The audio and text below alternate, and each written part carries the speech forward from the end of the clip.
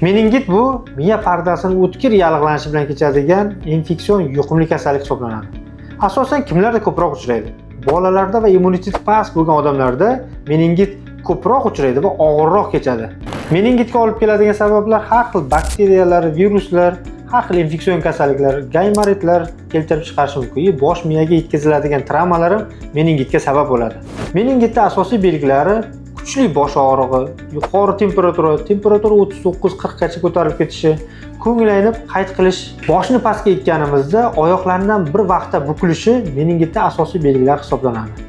Meningit bo'lmaslik uchun nimalar qilishimiz kerak? Albatta kasal odam bilan muloqot qilish kerak emas. O'zimiz tezda shamollasak, albatta shamollashimizni tezda bartaraf qilib, tezda dori vositalarini qabul qilishimiz kerak. Immunitetni ko'taradigan har xil vitaminli mahsulotlarni ko'proq iste'mol qilib, jismoniy faollikni oshirishimiz kerak. Ko'plab kasalliklarning oxirlashib ketsa, meningitga olib kelishi mumkin.